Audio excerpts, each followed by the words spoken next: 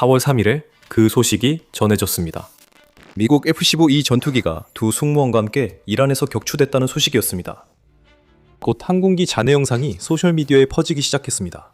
하지만 가장 큰 의문은 승무원들에게 무슨 일이 일어났는지였습니다. 조종사와 무기체계 장교 WSO는 여전히 실종 상태였습니다. 그들은 추락 전 탈출해 이란 어딘가에서 붙잡히지 않고 도망치고 있었습니다. 단 한 명도 버려둘 수 없었습니다. 미국은 결정을 내렸습니다. 역사상 가장 엄청난 구조작전을 반드시 성공시켜야 했습니다. 이건 불가능해 보였지만 미국은 해냈습니다. 이것이 그 이야기입니다. 심하게 출현한 F-15 무기체계 장교는 겨우 기어 움직입니다. 그는 자신의 통신 장비가 신호를 잘 보낼 수 있도록 높은 곳으로 올라가야 동료들이 자신을 찾을 수 있다는 것을 알고 있습니다. 험준한 산이 그의 앞을 가로막고 있지만 그것만으로는 그를 멈출 수 없습니다. WSO는 자신의 운을 저주했습니다. 탈출의 혼란 속에서 그는 조종사와 떨어져 험난한 이란 지형을 사이에 두고 수마일이나 떨어지게 되었습니다. WSO가 모르는 사이 그 조종사는 이미 구조되었습니다. F-15가 추락한 지 불과 6시간 만에 그는 이란에서 구출되었습니다. 그가 기어가고 오를 때 WSO는 드론과 정찰기가 이미 격추 현장을 정찰하고 있다는 사실도 전혀 알지 못했습니다. WSO는 상태 미상으로 분류되었습니다. 그래도 그는 계속 움직였습니다. 몇 시간 전 미 중부사령부 센트커눔 듣기 싫은 메시지를 받았습니다. 미 공군 F-15E 스트라이크 이글 전투기 호출부 듀드 44가 적대국 이란의 영토에 추락했습니다.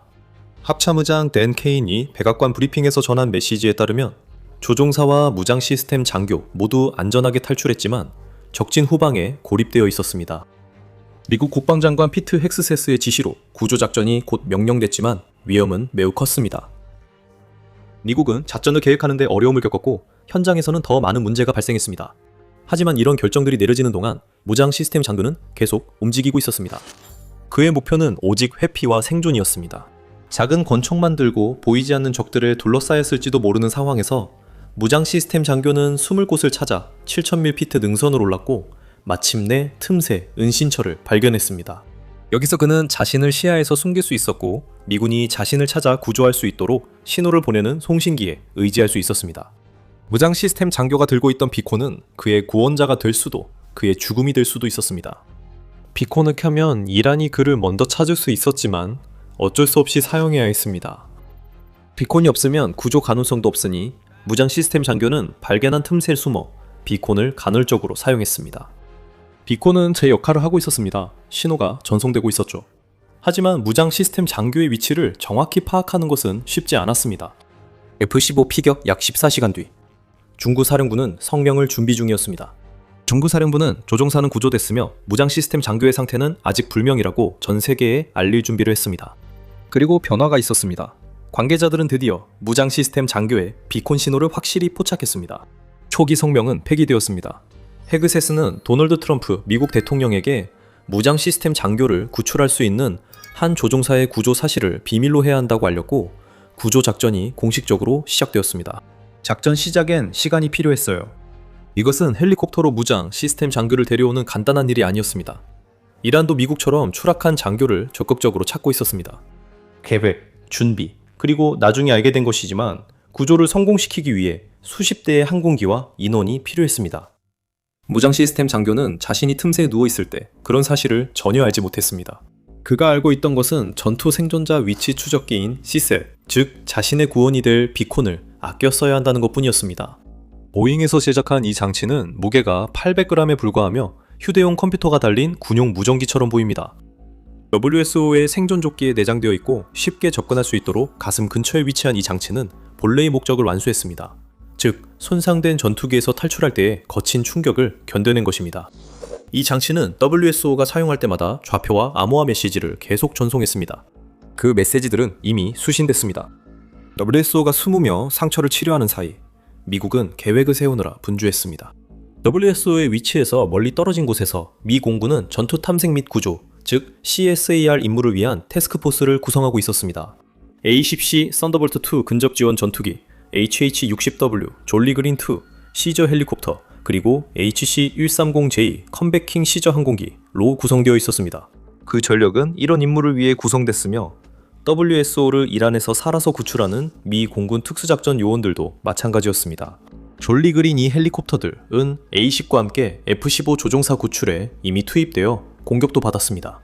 그러나 다음 임무는 훨씬 더 복잡했습니다. 시저 전력은 규모가 컸고 다른 공군 전력의 지원이 필요했습니다. 이 모든 것은 미군이 에피퓨리 작전 내내 그렇게 피하려고 했었던 바로 위험을 의미했습니다. 계획 단계가 끝날 무렵 미국은 작전을 완수하기 위해 150대 이상의 항공기와 200개가 넘는 탄약이 필요하다고 판단했다고 CBS 뉴스는 보도했습니다. 트럼프 본인도 이 모든 자원을 구출 작전에 투입하는 것은 위험한 결정이었다고 말했습니다. 그의 말도 일리가 있었습니다. 상황이 잘못됐다면 미국은 한두 명이 아니라 100명의 사망자가 발생할 수도 있었습니다. 트럼프가 설명했듯이 그 결정은 단순한 이유에서 나왔습니다. 그건 내리기 힘든 결정이지만 미국 군대에서는 미국인을 절대 버리고 오지 않습니다. 우리는 그렇게 하지 않습니다. 시저 작전에서는 근접 항공 지원용 A-10과 시저 전용 항공기만 필요한 것이 아니라 그 외 전력도 더 필요했습니다. 항공기들은 이란에 진입해야 했고 구출 작전을 위한 임시 활주로가 필요했습니다. 이란은 이미 휴대용 대공 방어 시스템으로 미국 첨단 항공기를 격추시킬 수 있음을 입증했습니다. 이란군에게 다시는 그런 기회를 줄 수 없었습니다. 전투기들이 시저 작전을 호위했고 이후 이란군과 교전하여 WSO에게 가해지는 압박을 덜어주었습니다. 교란 작전도 준비됐지만 이는 나중에 다루겠습니다. 이란은 미국이 시저 작전을 준비하는 동안 자국 지상군이 F-15 격추 지점 인근 산악과 험지를 철저히 수색했습니다. 그들은 WSO나 조종사 또는 둘 다 생포하길 바랐습니다. 선전 효과만으로도 대단했을 것입니다. 둘 중 누구든 이란 TV에 내세워 막강한 화력을 갖추고도 미국 군대가 자국민을 지키지 못했다는 사례로 삼을 수 있었기 때문입니다. F-15 조종사가 이미 구조된 사실을 모른 채 이란 정권은 조종사나 WSO 중 살아있는 사람을 찾는 이에게 약 1만 달러의 현상금을 걸었습니다. BBC는 이로 인해 무장 민간인도 수색에 동참했다고 보도했습니다. 이란에 포위망이 형성된 것이었습니다. 처음에는 대규모였지만 월 최저임금의 최대 734배까지 받을 수 있다는 기대에 이끌려 더 많은 사람들이 수색에 참여하면서 그 포위망은 점점 좁혀지기 시작했습니다. 미국도 자산을 모았고 이제 거의 움직일 준비가 되었지만 신속히 행동해야 했습니다. WSO는 영원히 숨을 수 없었고 한 곳에 머무르면 포획자들이 숨을 곳을 줄일 수 있다는 의미였습니다. 하지만 이 모든 일이 벌어지는 동안 또 다른 집단이 다가올 임무에서 자신의 역할을 하고 있었습니다. 그것만으로도 WSO에게 모든 것이 달라졌습니다. 하지만 그 이야기를 더 깊이 파고들기 전에 여러분은 지금 더 밀리터리 쇼를 시청하고 계시다는 점을 잠깐 상기시켜드립니다. 저희는 단순한 헤드라인이 아니라 전체적인 그림을 보여드립니다. 앞서가고 싶으시다면 구독 버튼을 눌러주세요. 미군이 조난당한 WSO를 어디서 찾아야 할지 알게 해준 것은 전투 생존자 위치 추적 장치만이 아니었습니다. CIA도 직접 개입했습니다. CIA 국장 존 레드클리프가 이를 밝혔습니다. 그는 CIA가 미국 대통령이 필요할 때마다 쓸 수 있는 특별한 역량이 있다고 밝혔습니다. 이러한 역량 중 일부는 비밀 작전 권한에 해당합니다. 그리고 비밀이라는 것은 말 그대로 비밀이기 때문에 여러분이 알고 싶어하는 모든 것을 말씀드릴 수는 없습니다. 라고 레드클리프는 말했습니다. 이어서 그는 대통령의 지시에 따라 우리는 세계 어느 정보기관도 보유하지 못한 인적 자산과 정교한 기술을 모두 동원해 막대한 도전에 대응했습니다. 라고 덧붙였습니다. 그는 WSO를 찾는 과제를 사막 한가운데에서 모래알 하나를 찾는 것에 비유했습니다. 하지만 여기서 주목할 만한 점은 바로 인적 자산에 대한 언급입니다. CIA 역시 공군과 마찬가지로 WSO의 신호를 주시하고 있었을 것입니다.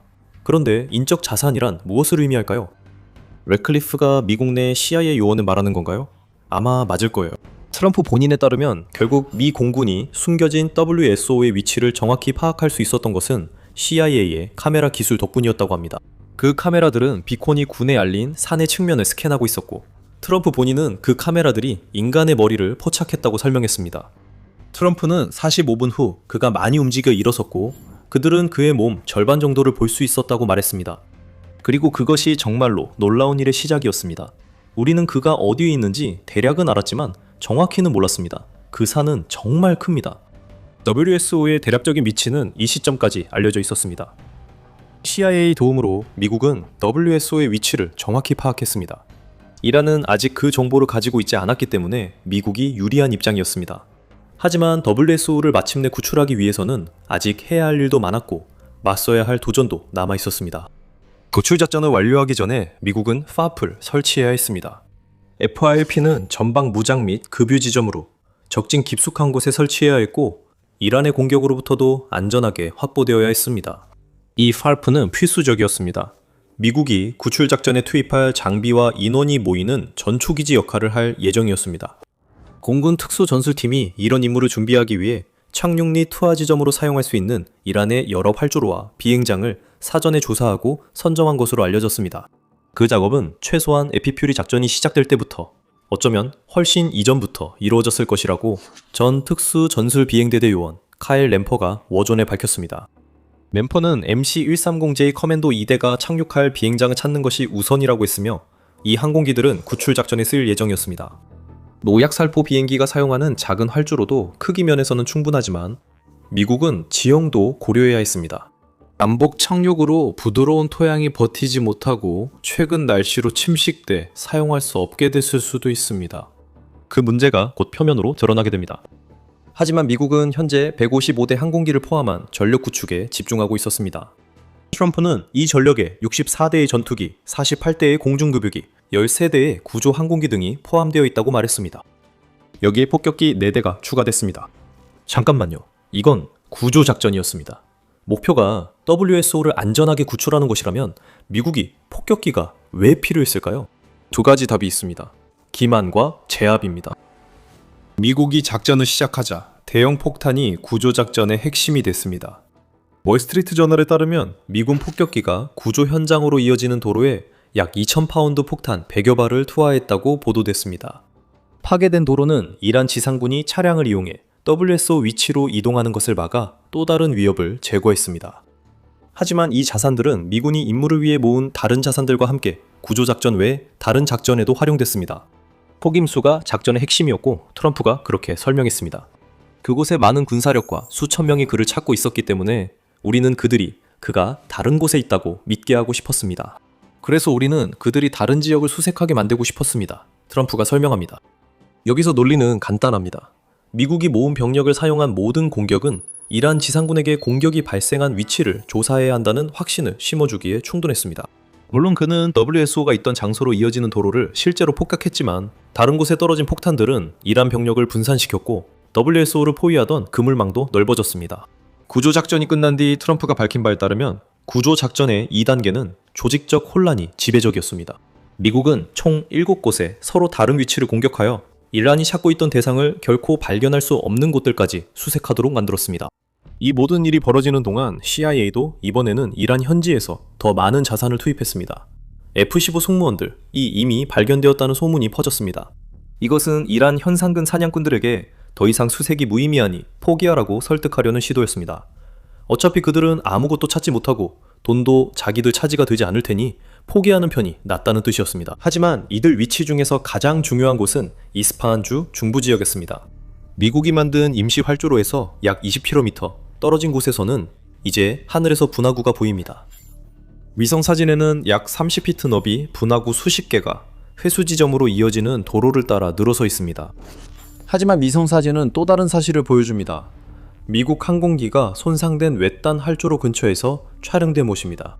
그 항공기들을 공격한 건 이란이었을까요? 아닙니다. 미국이었고 그 이유는 앞서 암시했던 문제 때문입니다. 폭격 중 미국은 특수요원으로 격추된 항공기의 무기 체계 장교를 구출했습니다. BBC는 이 요원들이 정예 네이비실 대원들이었으며 이들은 무기 시스템 장교가 있는 위치에 공중 투하된 뒤 임시로 마련된 활주로로 다시 비행기를 타고 돌아왔다고 보도했습니다. 이 활주로는 이스파한 중심부 외곽에 설치된 것이었습니다. 여기서 지역 문제가 드러났습니다. 외딴 기지에는 군용 수송기 2대가 대기 중이었고 이후 이란에 의해 C-130으로 확인됐습니다. 네이비실 대원들이 구출한 무기 시스템 장교를 그 비행기로 데려갔을 때 그들은 비행기가 토양에 빠져 움직이지 못하고 이륙할 수 없는 상태가 된 것을 발견했습니다. 이것은 큰 문제였습니다. 고립된 네이비실 대원들은 힘든 선택을 해야 했고 탈출하려던 C-130 기체들도 쓸모없게 되었습니다. 또한 그 비행기들이 적의 손에 넘어가게 둘 수도 없었기 때문에 네이비실 대원들은 자신들이 사용하려 했던 비행기들을 폭파시켰습니다. 이란은 나중에 블랙호크 헬리콥터 2대도 작전 중에 파괴되었다고 발표했습니다. 그것은 네이비실 대원들이 WSO를 구출하는 데 사용한 항공기가 무엇이었는지를 보여줍니다. 뉴욕타임즈는 이 사건에 대해 다르게 보도했습니다. 미국이 MH-6 특수작전 헬리콥터 4대를 파괴해야 했다고 전했습니다. 이 헬리콥터들은 블랙호크가 아닙니다. 그렇기 때문에 이란이 거짓말을 하고 있거나 손실된 헬리콥터들에 대해 잘못 알고 있거나 아니면 미국이 실제로 잃은 것보다 적게 발표했을 가능성이 있습니다. 아직 공식 확인을 기다리고 있으며 그 항공기들이 유일한 장비 손실은 아니었습니다. AC 파일럿 한 명이 구조 임무 중 공격을 받았습니다. WSO보다 훨씬 먼저 발견된 조종사를 구출하는 임무였을 가능성이 큽니다. 그 공격기 조종사는 계속 교전하며 임무를 수행하다가 철수할 때 자신의 항공기를 다른 나라로 몰고 가 착륙이 불가능함을 확인했다고 케인 씨가 전했습니다. 조종사는 사실을 확인 후 아군 영토로 비행해 탈출, 안전하게 구조됐습니다. 아쉽게도 파손된 A10은 여전히 C-130 2대 헬리콥터들과 함께 구조 임무의 주요 피해 기체로 남았습니다. 하지만 이것이 가장 중요한 부분입니다. 미군 인명 피해는 없었습니다. 주요 탈출 수단이 없어지자 네이비실 대원들은 B 계획으로 전환했습니다. 연락이 이루어졌고 구조된 WSO와 미 특수부대는 임시 활주로로 보내진 세 대의 항공기에 의해 회수되었습니다. 그 항공기들은 아마도 미국의 손상된 기체들을 공격했을 것이고 임시 활주로는 미리 보관되어 있던 수송기들의 무덤이 되었습니다. 세 대의 항공기는 쿠웨이트 아군 지역으로 WSO를 안전하게 인도했습니다. 트럼프에 따르면 그는 그곳에서 중상을 입은 후 치료를 받고 있습니다. 하지만 이 놀라운 임무 덕분에 WSO는 무사할 것입니다. 트럼프는 잡전 이후 트루스 소셜 게시물에서 우리가 해냈습니다. 미국 국민 여러분 이라고 선언했습니다. 지난 몇 시간 동안 미군은 미국 역사상 가장 대담한 수색 및 구조 작전 중 하나를 성공적으로 수행했습니다. 우리의 놀라운 승무원 장교 중 한 명이자 매우 존경받는 대령이기도 한 분이 지금은 안전하게 구조되었다는 소식을 전하게 되어 매우 기쁩니다. 트럼프는 같은 게시글에서 이번 작전이 우리가 이란 상공에서 압도적인 공중 우위와 지배력을 다시 한번 입증했다는 것을 보여준다고 주장했습니다. 그 주장은 논란의 여지가 있습니다. 미국이 완전한 공중 우위였다면 F-15 전투기가 격추되지 않았을 것입니다. 하지만 그렇다고 해서 이번 작전의 놀라움을 깎아내릴 수는 없습니다. 미국은 한 사람을 찾고 구출하기 위해 100대가 넘는 항공기와 그보다 더 많은 인원, 그리고 특수부대 요원들과 CIA까지 모두 철저하게 협력해야 했습니다. 미국은 자국의 인명 피해 없이 이 작전을 성공시켰습니다. 반면 이란은 F-15를 격추시키며 선전전에서 승리를 거뒀습니다. 미국 인원을 생포하는 훨씬 더 큰 승리는 아무도 예상하지 못한 작전에 의해 이란의 손에서 빼앗겼습니다. 이제 우리는 다음에 어떤 일이 일어날지 지켜봐야 합니다. 트럼프는 이란과 조건부로 2주간의 휴전을 선언했습니다. 그 휴전이 유지되기 위해서는 호르무즈 해협이 다시 열려야 하며 이란은 자신에 대한 모든 공격이 중단되는 한 휴전을 준수하겠다고 밝혔습니다.